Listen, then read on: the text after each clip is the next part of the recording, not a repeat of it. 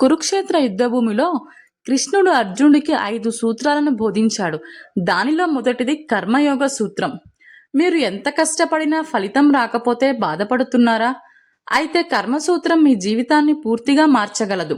కర్మయోగం అంటే కేవలం పని చేయటం కాదు, మనసులో ప్రశాంతతతో పని చేయటం. మన సమస్య ఏమిటంటే మనం పని కంటే ఫలితాన్ని ఎక్కువగా ప్రేమిస్తాము. అందుకే ఫలితం ఆలస్యమైతే నిరాశ, విఫలమైతే బాధ. కర్మసూత్రం ఏమి చెబుతుంది అంటే నీ కర్తవ్యాన్ని పూర్తిగా చేయి, కానీ ఫలితాన్ని పట్టించుకోకు. ఫలితం నీ చేతిలో ఉండదు, ప్రయత్నం మాత్రమే నీ చేతిలో ఉంటుంది.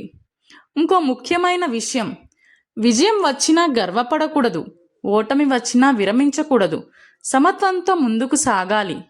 కర్మయోగం మనకు నేర్పేది ఏమిటంటే పని దేవునికి అర్పణగా చేయాలి. అప్పుడు పని ఒత్తిడి కాదు, పూజ అవుతుంది. ఇతరులతో జీవితాన్ని పోల్చుకోకూడదు. రెండవది సమత్వం. సుఖదుఖాల్లో సమంగా ఉండాలి. ఒక ప్రశ్న, విజయం వచ్చినప్పుడు మీరు ఎంత ఆనందపడతారో ఓటమి వచ్చినప్పుడు అంతే ప్రశాంతంగా ఉండగలరా? అదే సమత్వం.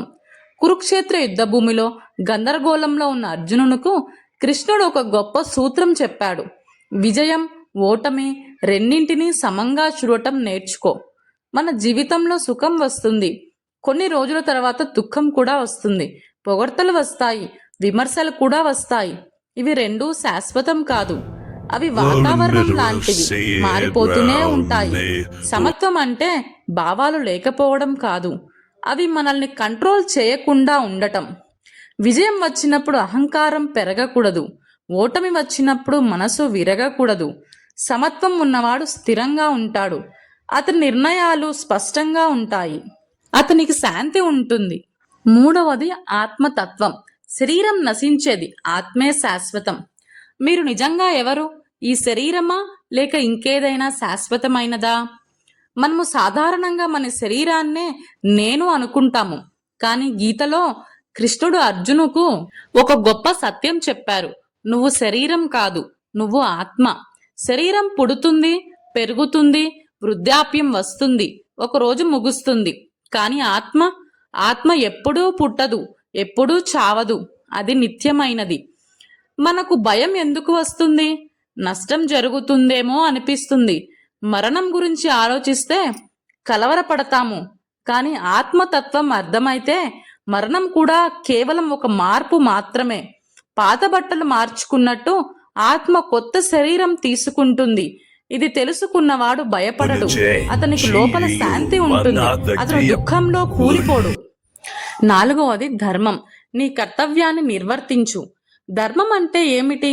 చెడ్డవారిని ఓడించటం మాత్రమేనా, లేక మనసును గెలుచుకోవడమా? కురుక్షేత్ర యుద్ధభూమిలో సందేహంలో నిలబడ్డ అర్జునుకు కృష్ణుడు ఒక గొప్ప సత్యం చెప్పారు. ధర్మం అంటే కేవలం యుద్ధం కాదు, బాధ్యత. ధర్మం అంటే సరైనది చేయడం, అది కష్టమైనా సరే. మన జీవితంలో ప్రతి ఒక్కరికి ఒక పాత్ర ఉంటుంది. తండ్రిగా, తల్లిగా, స్నేహితుడిగా, ఉద్యోగిగా. ఆ పాత్రకు తగ్గ కర్తవ్యాన్ని నిజాయితీగా చేయటం, అదే ధర్మం. ధర్మం ఎప్పుడూ సులభం కాదు. కొన్నిసార్లు మనసుకు నచ్చదు, కొన్నిసార్లు నష్టం కూడా కలిగిస్తుంది. కానీ ధర్మం పాటించిన వాడికి మనశ్శాంతి ఉంటుంది, అతని హృదయం నిర్భయంగా ఉంటుంది. అధర్మం తాత్కాలికంగా గెలిచినట్టు కనిపించవచ్చు, కానీ చివరికి నిలిచేది ధర్మమే. ధర్మం బయట యుద్ధం కంటే ముందు మనలోని స్వార్థం, భయం, అహంకారంతో చేసే యుద్ధం. ఐదవది భక్తి అండ్ సమర్పణ. అన్నీ నాకు సమర్పించు.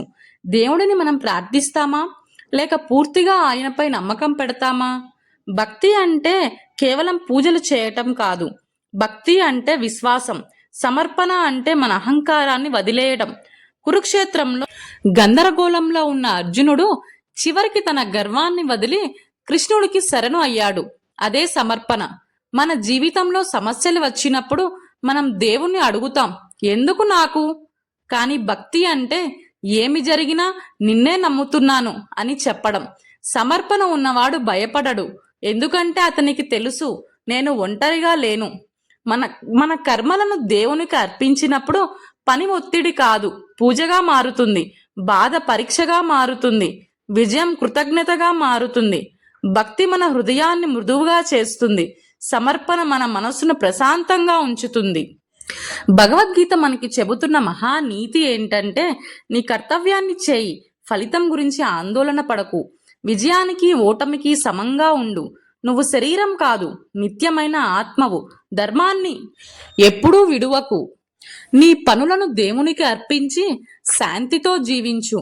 గీత యుద్ధం గురించి కాదు, మనలోని భయం, సందేహం, నిరాశతో చేసే యుద్ధం గురించి చెబుతుంది.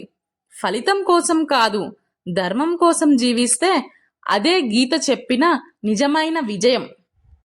ఈరోజు మనం గీత గురించి మాట్లాడాం, కానీ ఇది కేవలం ఒక గ్రంథం కాదు, ఇది జీవితం కోసం మార్గదర్శి. సందేహం వచ్చినప్పుడు ధైర్యం ఇచ్చేది గీత, నిరాశ వచ్చినప్పుడు ఆశ చూపేది గీత, అహంకారం పెరిగినప్పుడు వినయం నేర్పేది గీత. గుర్తుంచుకోండి, ఫలితం మన చేతిలో ఉండకపోవచ్చు, కానీ ప్రయత్నం మాత్రం మన చేతిలోనే ఉంటుంది. విజయం వచ్చినా వినయం ఉంచండి, ఓటమి వచ్చినా ధైర్యం కోల్పోవద్దు. ధర్మం విడవకండి.